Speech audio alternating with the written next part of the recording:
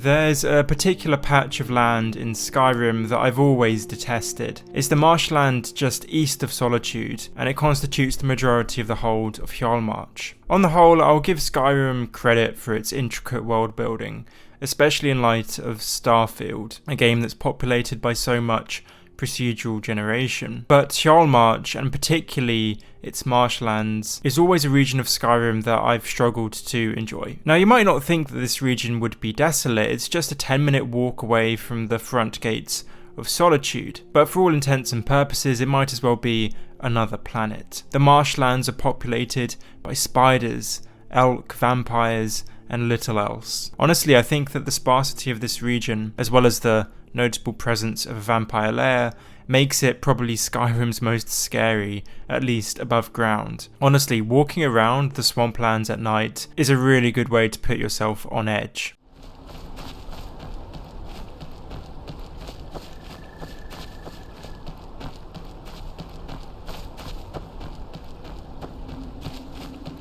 So why is this region of Skyrim so underdeveloped? If you look at it on the map, it definitely has fewer map markers than other regions of Skyrim. And I suppose you can understand from Bethesda's perspective wanting to have a less busy patch of land. I mean, it makes sense after all that a land that's so big would have some emptier areas. Part of me also sort of thinks though that perhaps it was laziness on Bethesda's part. There could definitely be some more places of interest within the swamplands, but there just aren't. I suppose if you were being optimistic, you could say that the emptiness of this part of the map is very much a backdrop to the quest revolving around the master vampire, Morthal. The swamp basically envelops the city of Morthal to the extent that Morthal kind of feels like it's a sitting duck. You can almost imagine the baying vampires tucked just behind the trees, observing the locals with hungry eyes. So I definitely think that the swamplands are empty and foreboding in order to produce a certain sort of atmosphere that then sets the scene for the city of Morthal and its main associated quest, which is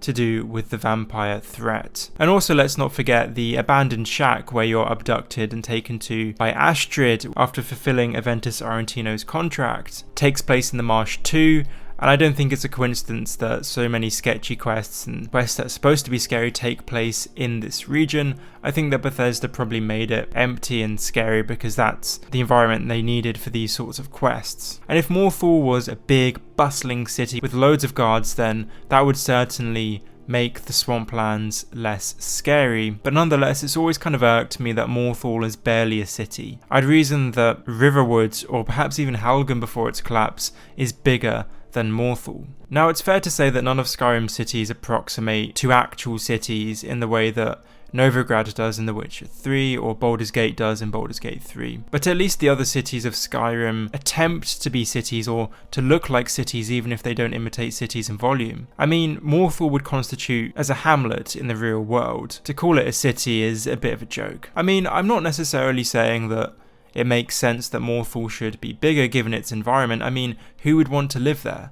Apart from lumber, there's nothing to do economically, and the presence of a massive vampire lair on the doorstep is hardly a pull for immigrants, and nor is the treacherous swamp. But from the player's perspective, going to Morthal is always a pretty boring experience. I mean, for one, there's a complete lack of services. There's an inn, and there's a mage vendor in the form of Falion, but there's no blacksmith. Almost always the person I want to visit when I enter a city is the blacksmith, and there just isn't one in Morthal.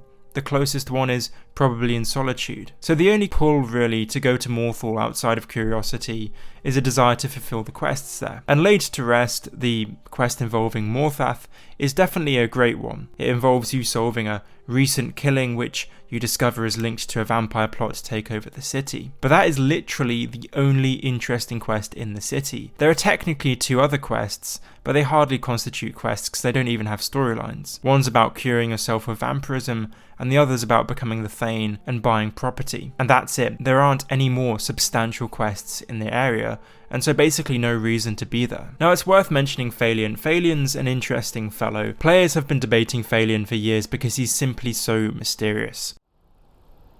What I am doing is none of your business. Why are you here? Did you follow me? I demand that you leave at once and never speak of this again. He spends hours in the marsh at night doing God knows what, and from the dialogue you get a sense that he's an immensely powerful wizard with an interesting backstory. And it's very frustrating in a way that Bethesda don't really provide any details on Falion. We have no idea really who he is, where he's from, what he's doing in Morthal. We can only really hazard a guess. I mean, my assumption has always been that Falion wants to become a more powerful wizard and that he's studying vampires and the undead in order to become so. And I presume that's what he's doing at night in the swamps. I mean, he does mention in conversation that he's considered becoming a vampire but decided against it, so I don't know if he's out in the swamps studying vampires because he wants to learn the secrets of their longevity without becoming a vampire. I'm not too sure. Or maybe he's conjuring things, because he does admit that he is a master conjurer and he can train you in that skill, so maybe he's messing about with conjuration in the swamp. It could be that there is particularly potent magic there.